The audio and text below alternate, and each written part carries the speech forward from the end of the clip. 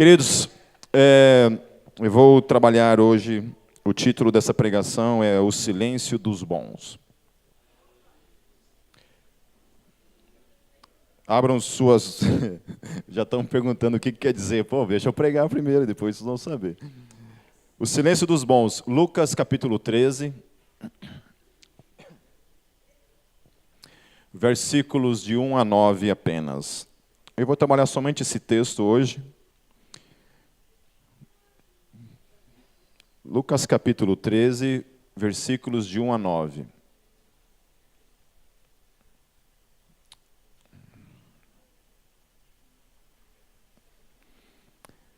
Esse título que eu acabei colocando tem a ver com aquela frase do Martin Luther King, que... Alguém lembra? Esqueci a frase. O que me incomoda não é o grito dos maus, mas o silêncio dos bons. Isso. Mas o que eu vou falar não tem nada a ver com a frase dele. Eu sei que eu achei bonitinho assim. O silêncio dos bons que eu vou acabar abordando aqui tem muito pouco a ver com isso, tem a ver com isso que ele está falando, mas eu vou trabalhar uma outra questão que envolve isso. Então, vamos orar primeiro. Feche seus olhos. Senhor Deus, eu te louvo por essa noite, por estarmos aqui. Te louvo porque é a tua graça que nos sustenta. É ela que nos mantém na tua presença. Somente a tua graça e a tua misericórdia nos torna aceitáveis por meio do sangue do Senhor Jesus Cristo diante de ti. Santo Deus, por meio do teu Espírito, fale conosco nessa noite. Fale ao coração de cada um aqui, Senhor. Em nome de Jesus. Amém. Então eu vou lendo e vou comentando e vocês vão me acompanhando. Eu espero que esse ano consiga terminar todos os evangelhos. Ainda tem bastante coisa, mas eu espero até o final do ano terminar. Já faz 2 anos já que a gente está falando todos os domingos só em cima dos evangelhos. Eu espero terminar esse ano. Então, sintam-se uma igreja privilegiada por isso, amém? Amém? Sintam-se uma igreja privilegiada por estar tendo esse tipo de ensino todos os domingos aqui, acerca do Evangelho. Naquela ocasião, alguns dos que estavam presentes contaram a Jesus que Pilatos misturara o sangue de alguns galileus com os sacrifícios deles. O que os comentaristas falam a respeito desse episódio é que Pilatos havia mandado matar alguns galileus que estavam no ato de oferecer sacrifício no templo. Eles pegam e acabam sendo mortos ali. Então, essa mistura de sangue humano com o sangue dos sacrifícios no altar era uma abominação. E Pilatos era esse cara, então, que tinha um certo problema muito sério com a região em que Jesus estava, que era essa região da Judéia. Eu estava assistindo um documentário de um historiador essa semana, o Dr. Rodrigo, e ele falando sobre isso, que a Judéia era tipo assim, se você queria fazer uma pessoa pagar os pecados dela, você mandava essa pessoa para a Judéia, para cuidar da região da Judéia.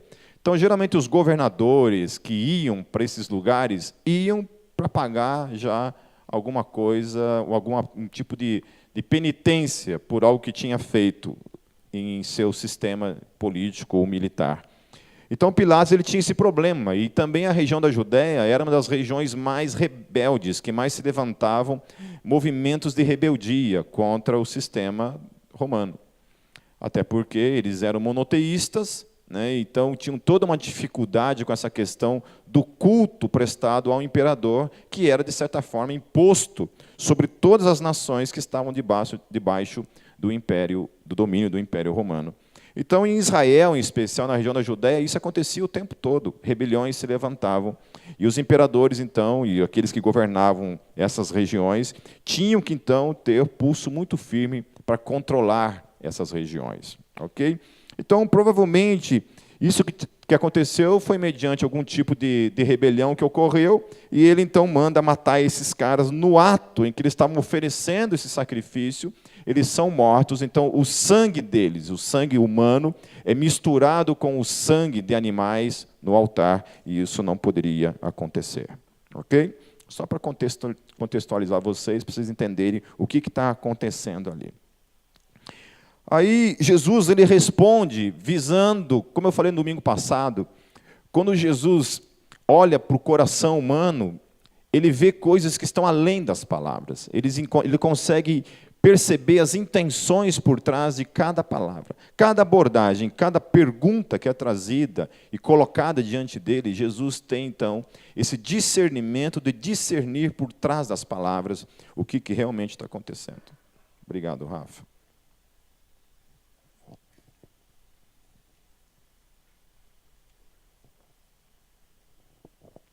Então Jesus ele tem essa capacidade de discernir. E quando esses caras chegam e comentam, falam a respeito dessa história, eu não sei por que razões, porque não está inserido na frase, mas Jesus percebe algo denotado nessa história.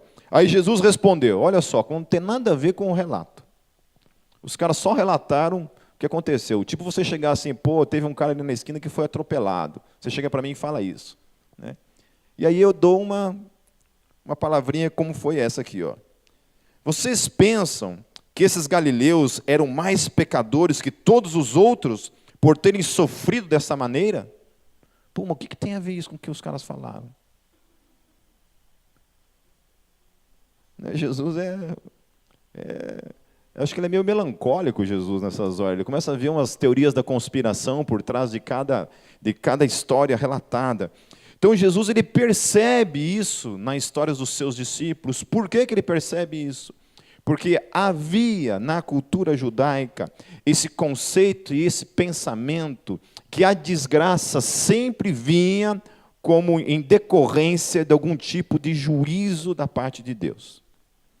Então, tudo que acontecia, que era fora do natural, e que ocorria, de certa forma, de uma maneira trágica, na mentalidade judaica, isso denotava que Deus estava, de certa forma, punindo as pessoas, e em especial por algum determinado pecado.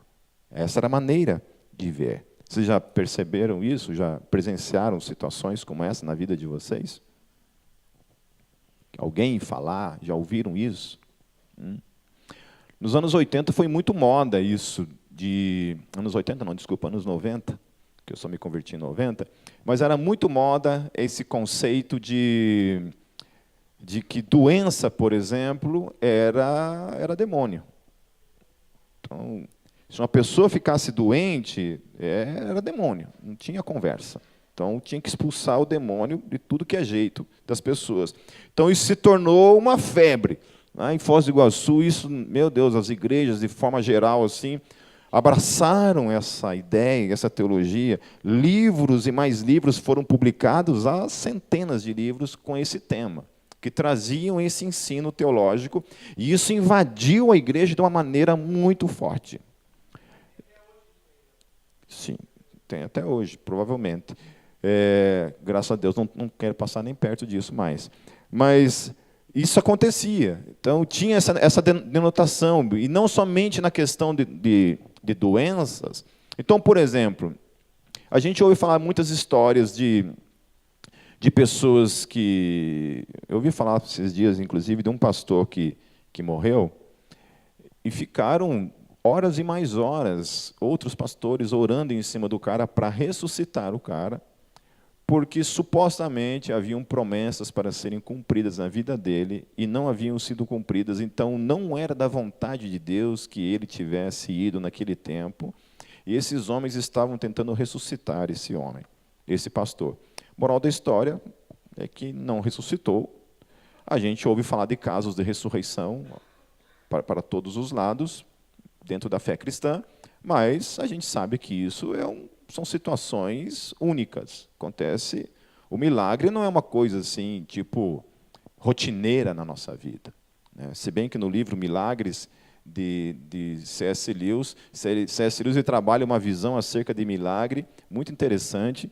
Quando você lê esse livro, você começa a perceber e olhar a vida de uma outra maneira. porque é bem interessante as coisas, como elas funcionam no nosso dia a dia, e o milagre está acontecendo o tempo todo diante de nós.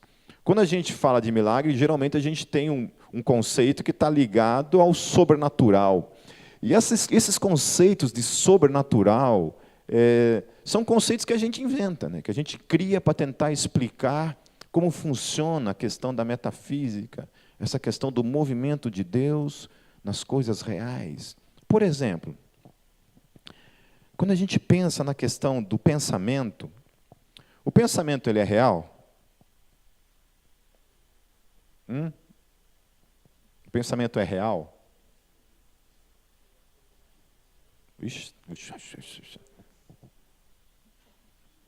O pensamento ele é realidade?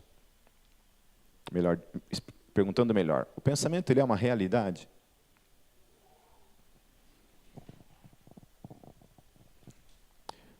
Então veja só, se o pensamento não é uma realidade, para vocês entenderem onde eu quero chegar, se o pensamento não é uma realidade, por que Deus então diz que se você, em seu coração, desejar, você já pecou? Então, o mundo da mente e o mundo de Deus, a forma como Deus lida com a realidade, ele não trabalha com esses muros que nós costumamos definir sobre o mundo material e o mundo de Deus. O mundo de Deus é o mundo de Deus. A forma como Deus age no universo, e a Bíblia fala que Jesus é aquele que sustenta todas as coisas pelo seu poder, então pela ordem em que Ele ordena que todas as coisas aconteçam. O mundo do pensar, que é o mundo oculto, e o mundo que está diante dos nossos olhos, para Deus é uma coisa só. E o mundo do espírito é uma coisa só, diante desse mundo. Amém? Quando a ciência começa a apontar os multiversos, é interessante, porque a Bíblia e a teologia já falavam sobre multiversos há muito tempo. Quando Jesus chega e fala, eu não sou deste mundo, ele está propondo o quê? Um outro mundo. Quando a Bíblia fala sobre inferno e outras coisas mais, está falando de dimensões as quais a gente não pode ver e perceber. Mas às vezes eu fico no Facebook, não, no YouTube, vendo vídeos de demônios, só para ficar um mês sem dormir depois. Mas eu fico vendo vídeos de ações assim, do sobrenatural, né, viciado em dizer essas palavras, mas da ação do mundo não visível no mundo visível. Cara, e tem umas coisas lá, me arrepiar mesmo os cabelos. As coisas. Vou mandar para vocês uns videozinhos, né? Não precisa não? Você é a primeira que eu vou mandar, então. E é interessante isso, como a realidade, né, cara, desse mundo invisível, ele interage com o mundo visível de uma forma assim assustadora. Até mesmo quando Deus age na nossa vida, para aqueles que já tiveram uma experiência mística, sabem do que eu estou falando. Quando você experimenta uma experiência mística, isso te assusta, que você não tem noção. Então, volto a falar. Para mim, gente que vê anjo e fica em pé, viu coisa nenhuma. Viu um pardal. Viu uma coruja, mas anjo mesmo não viu. O dia que vê anjo, meu filho. Então, havia essa ideia de que alguns tipos de mortes eram decorrentes de terem feito algum pecado gravíssimo. Na mente dos discípulos, suas mortes eram um tipo de juízo divino sobre aqueles galileus. Por que coisas ruins acontecem a pessoas boas? Esse sempre é o questionamento. Então, quando acontece uma coisa ruim com uma pessoa que supostamente a gente não gosta, ou sabe do histórico dessa pessoa, a gente fala assim, agora sim, Jesus, acertou na mosca, né? Agora, quando é uma pessoa que supostamente é uma pessoa boa, isso nos traz uma crise. Não traz? Não é verdade? Quando às vezes tem aqueles vídeos lá no YouTube, lá, quando um bandido leva um tiro lá. Esses dias eu vi um vídeo lá que, meu Deus, não sei nem por que eu vi também. Eu fico inventando e ver umas coisas de vez em quando, que olha, só Satanás para explicar essas coisas. Estava vendo um vídeo lá, alvejaram o cara estava no chão ali sangrando, cuspindo sangue. E aí, cara, todas as pessoas de bem, né, as supostas pessoas de bem, olhando para o cara que é a suposta pessoa do mal, morrendo daquela forma ali, os caras assim em cima assim, morre desgraçado. Vai demorar muito para morrer? Morre logo. Cara, eu olhei para aquilo e falei assim, cara, se essas pessoas são do bem, Satanás está de boas. Está de boas. Então a gente tem que tomar muito cuidado quando a gente fica vendo algumas coisas supostamente que acontecem nesse mundo e que são vistas como pessoas do bem, porque é isso que eu quero trabalhar. O silêncio dos bons tem a ver com isso. Então, por que coisas ruins acontecem a pessoas boas? Essa é uma pergunta que a gente faz. O cara era gente boa, por que uma coisa ruim acontece? Por exemplo, uma doença, né? Uma pessoa que a gente conhece, que supostamente é a pessoa do bem, tem uma doença, alguma coisa, isso nos confronta. Eu gostei muito esses dias, acho que foi até o Oséias que postou uma frase, deve ter sido, não sei, se não foi, fala que foi, ganha um crédito aí. Dizia o seguinte, essa pergunta, na verdade, deveria ser feita da seguinte maneira: por que coisas boas acontecem a pessoas ruins? Essa é a pergunta. Então, não se trata do que acontece com pessoas ruins, e sim, por que coisas boas acontecem a pessoas como nós, pessoas ruins. As pessoas de bem, que nós ouvimos bastante nos dias de hoje, não é uma verdade bíblica, meus queridos. Entendam bem, este conceito de pessoas de bem não é uma verdade bíblica. Nós não somos pessoas de bem. Nenhum ser humano é uma pessoa de bem. Nós somos maus. Eu vou chegar lá, vocês vão entender por quê. A Bíblia ela nega categoricamente isso. Olha o que Paulo diz em Romanos 7,18. E aí eu penso comigo que se Paulo disse isso, quem dirá eu? Paulo ele disse assim em Romanos 7,18. Porque eu sei que em mim, isto é, na minha carne, não habita bem algum, e com efeito, o querer está em mim, mas não consigo realizar o bem. Ponto. Simples. Amém? Alguém discorda de Paulo? Não? Né? Alguém discorda de Paulo? Certo? Então, por um lado, existem as pessoas de bem, entre aspas, e por outro lado existem as construções sociais, quando se trata de falar acerca das pessoas que são as pessoas más nesse mundo. Enquanto que a Bíblia descreve tudo como frutos da carne, a humanidade divide-se crendo que há pessoas que aparentam terem algum tipo de vantagem diante de Deus pela sua suposta bondade própria. Suposta bondade própria. Enquanto que outros chamam de construções sociais aquilo que a Bíblia chama categoricamente de pecado.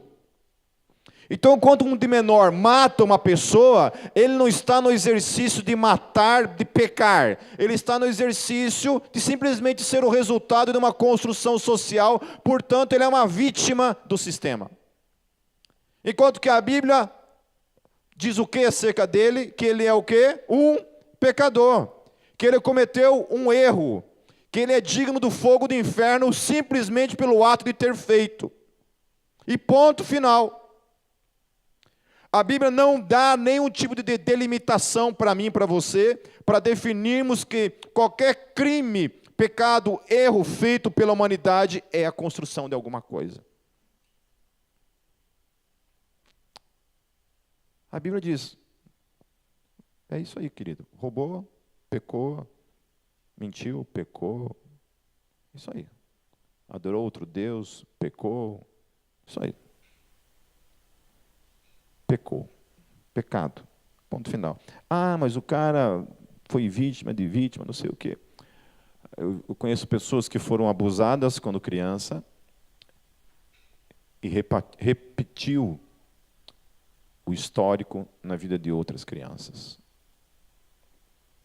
No entanto, eu conheço crianças que foram abusadas quando crianças, pessoas que foram abusadas quando crianças, e nunca tocaram em uma outra pessoa como resultado da sua tragédia. Como eu explico isso? Eu não sei. Se nós quisermos encontrar motivos, razões, para que flua de nós mesmos impulsos e questões ligadas a esse mundo, a fazer coisas contrárias àquilo que Deus disse para não fazermos, nós temos lugar de sobra. Acho que cada um aqui tem um álibi para isso.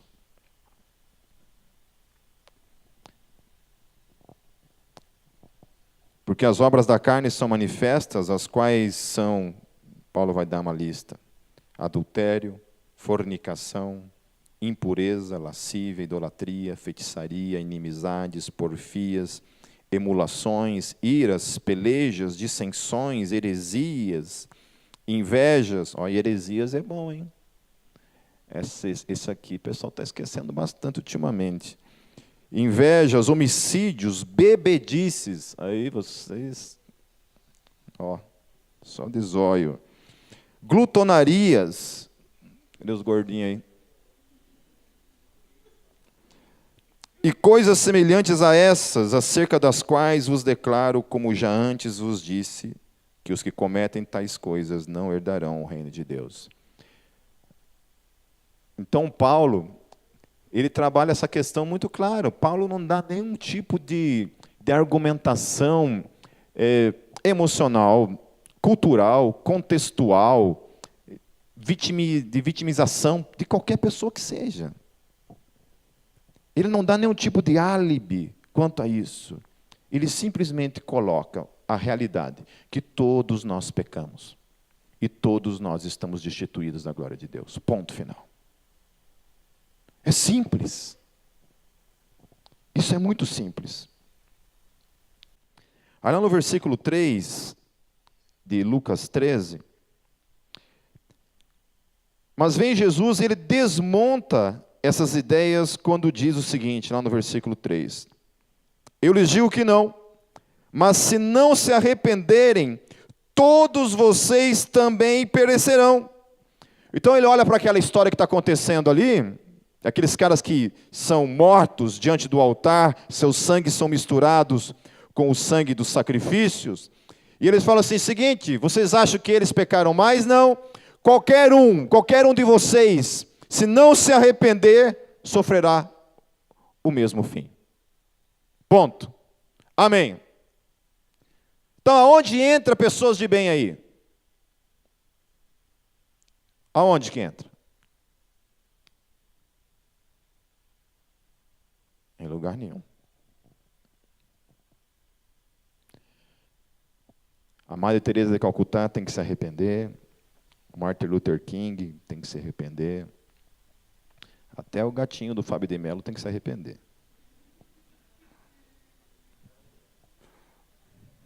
Um pouquinho menos, eu acho.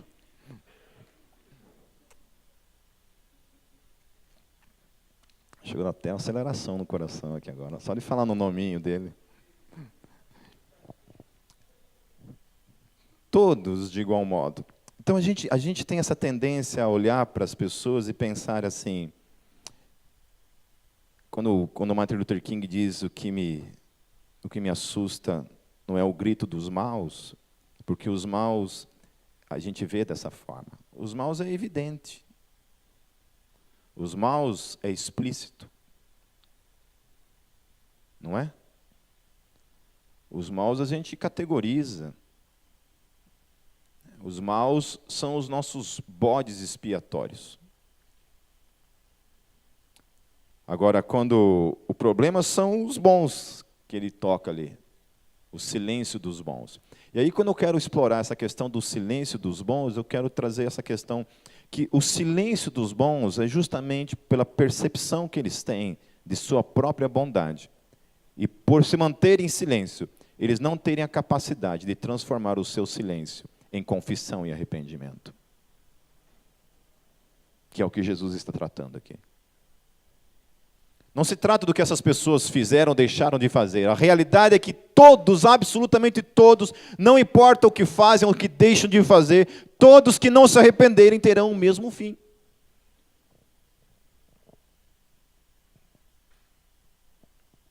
Então o mal ele tem gritado por todos os lados, é visível, é auto-evidente para a maioria de nós. Porém Jesus fala de um mal que é silencioso, é invisível, não evidente, auto-justificante.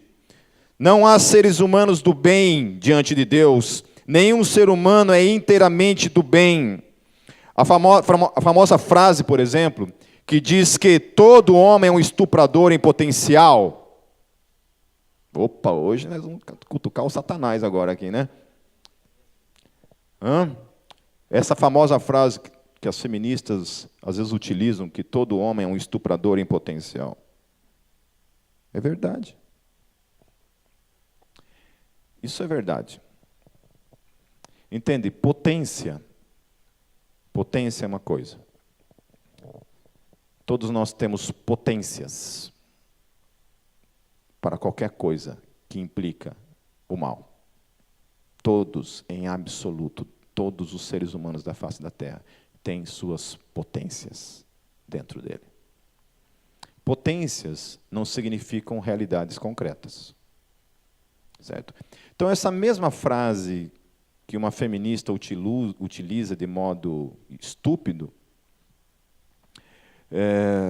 pode ser utilizado para qualquer coisa. Todos nós temos a potência para sermos racistas. Todos nós temos a potência para sermos ladrões. Todos nós temos a potência para sermos mentirosos, a potência para sermos adúlteros, a potência para sermos qualquer pecado, pedófilos. Você sabe que quando acontece de uma pessoa ser descoberta, como um pastor compartilhou comigo uma história que aconteceu na igreja dele, onde um cara líder da igreja abusou de várias meninas da igreja. E isso só foi descoberto anos depois, quando elas já estavam na adolescência. Você sabe o que eu fiz nessa hora? Quando ele me falou isso? Eu estremeci, gente. Da unha do pé até o fio do cabelo.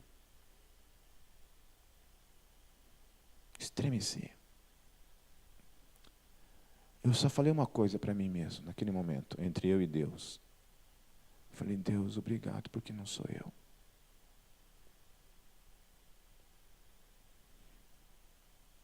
Obrigado, porque não sou eu. Obrigado, porque isso nunca se passou pela minha cabeça.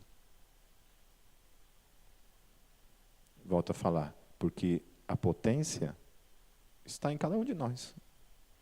Não significa que ela se desenvolve, não significa que você um dia fará, mas a potência está aí. Potência para fazer coisas que a gente abomina, com certeza, mas que está aí. Então, essas frases idiotas faladas por aí, no sentido de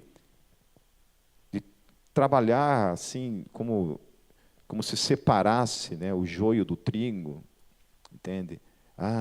O potencial. Sim, querida, potencial. Assim como você tem potencial.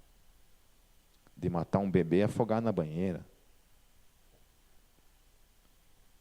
Ou não? Ou todos nós não temos esse potencial? Temos ou não temos?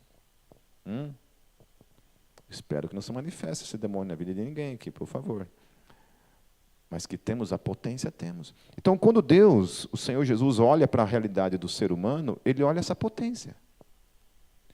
Ele fala, queridos, não importa se vocês cometeram ou não cometeram. Paulo fala que se nós cometemos um erro relacionado a um ponto da lei, nós nos tornamos condenados por toda ela. Eu nunca matei.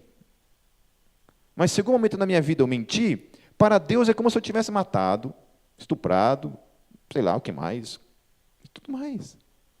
A condenação vem sobre todos, independente do pecado que cada um de nós cometemos, porque a potência do pecado está em cada um de nós. E Deus nos condena por essa potência que está lá, independente dela ser realizada ou não. Porque nós somos pecadores. Por isso que eu disse que em Deus a coisa funciona do modo do mundo do espírito ao mundo real e concreto. As coisas como funcionam em Deus são diferentes. Quando Adão peca, todos nós pecamos. Quando Cristo é crucificado e morto naquela cruz, todos nós somos mortos e crucificados nele para a redenção. Você estava lá? Naquele dia? Realmente falando? Não. Aonde que nós estávamos? Na mente de quem? De Deus. Foi uma realidade ou não? Foi. Amém? Porque na mente de Deus foi real. Por mais que na realidade não tenha acontecido, mas em Deus foi. E aí o que acontece? Você só tem um ato de fé, de ter a mesma realidade dentro da sua mente como acontece na mente de Deus. Vocês estão entendendo? Isso é fé. Porque assim como Deus, na mente dele, foi real aquele dia, você morto, crucificado em Cristo Jesus, e ressurreto em Cristo Jesus no terceiro dia, quando você crê, você torna na tua mente realidade da mesma maneira. Porque é real em Deus, também se torna real por meio do ato da fé. Aleluia. Aleluia! Amém? Não diz respeito a nada mais além disso. Algumas pessoas sentem, eu vi uma entrevista de uma psicóloga essa semana, eu achei bem interessante, ela descrevendo o ato da fé e das emoções, a correlação entre as duas coisas.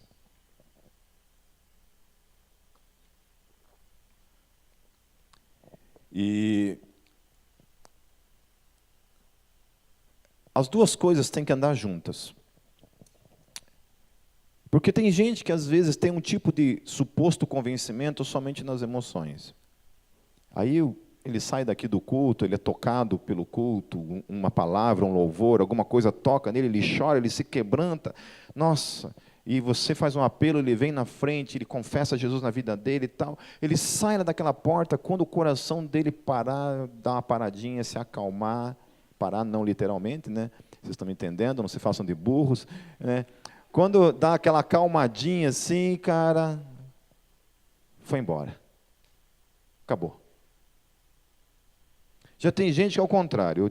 Eu conheci uma menina, que ela era ateia, e também ela se converteu, ela teve uma experiência também, mas a questão é que ela ficou somente na questão racional e conhecimento, e ela me pedia material apologético, e pau para toda hora, e aquele negócio na razão,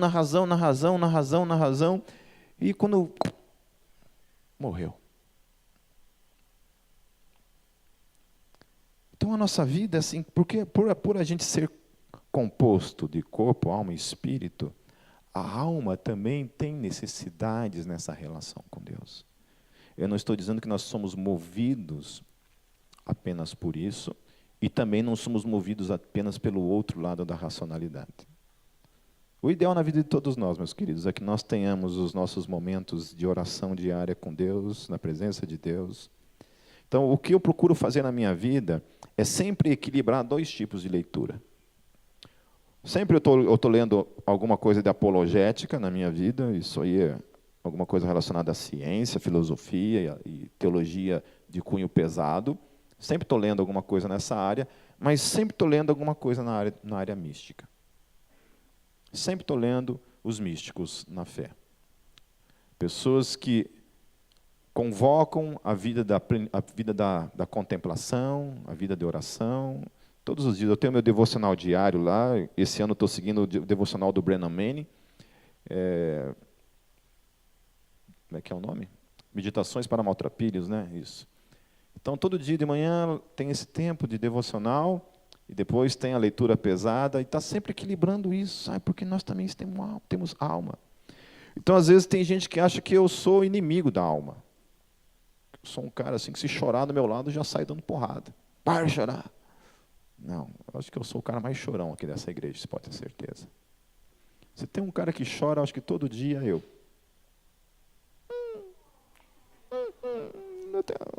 Não tem uma coçada de pulga aqui.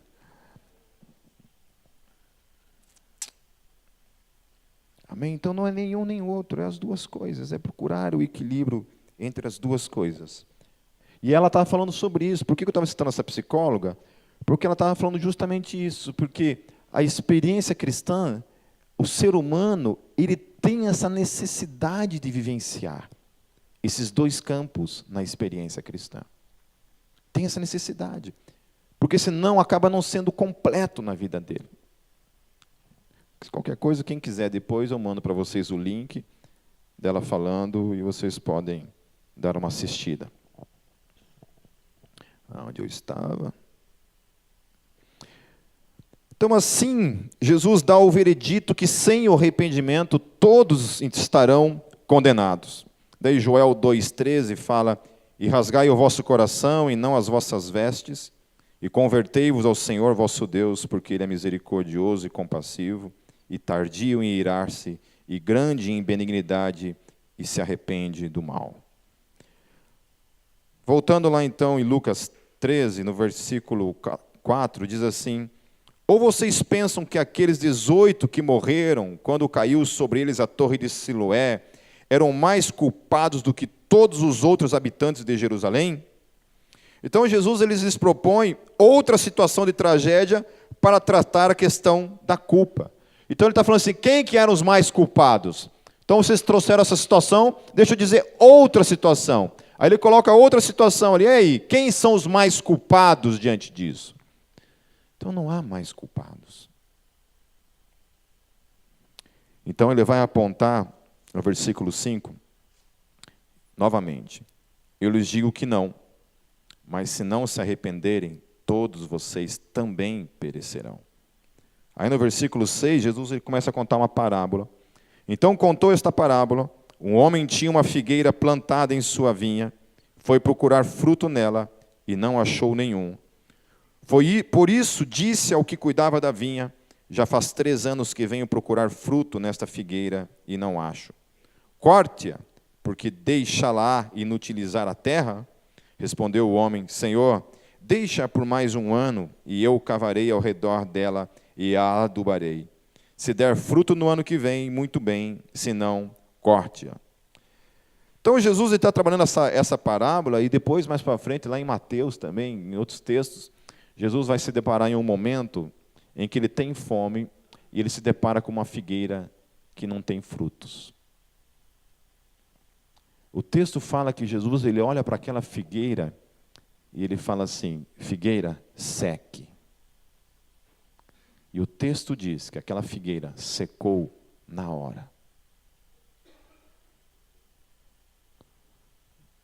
A palavra dele, de ordenança, diz para aquela figueira secar, e aquela figueira seca na hora. Qual que é o problema? Por que o Criador de todas as coisas olha para uma árvore que é para produzir fruto, e quando ele vai em busca de fruto nessa árvore, ele não a encontra, ele decreta a morte dessa árvore? Por que vocês acham? Qual era o propósito da existência daquela árvore? Dar fruto. Amém? Dar fruto. Amém? Quando Jesus encontra nesse caminho uma árvore que não produz fruto, ele decreta a condenação dela. Então, arrependimento, meus queridos, é a única forma possível das nossas vidas produzirem fruto. Porque se nós vivemos na mesma condição que as pessoas estão aí, olhando para a sua própria condição, procurando uma autojustificação, e não viver uma vida de arrependimento diário, todos nós estamos condenados. Jesus está falando isso num contexto de não igreja, obviamente. Nós temos que aplicar isso agora dentro do contexto da igreja que somos nós. Dentro do contexto que somos nós, que é a igreja, produzir fruto na vida é a razão pela qual você foi chamado. É a razão pela qual eu e você fomos chamados. Produzir frutos. Frutos que vão alimentar os outros, fruto que vai produzir vida na vida dos outros. Amém? Certo? Quando a minha vida não produz fruto, quando a minha vida não é uma vida que transmite vida para a vida dos outros, há algum problema na minha vida. E aí Jesus então olha para tudo isso e fala assim, gente, é tempo de se arrepender.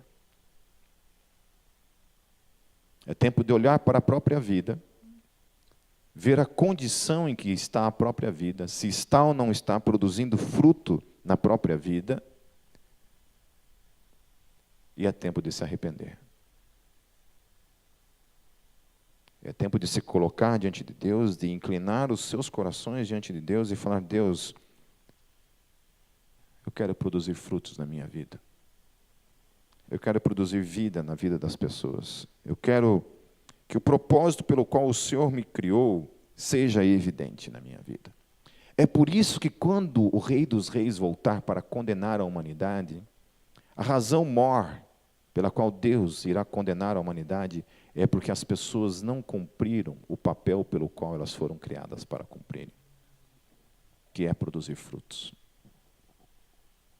Porque se auto-justificam, as pessoas pensam assim, como eu não faço o mal, subentende-se que isso, de certa forma, é um tipo de liberação para a salvação.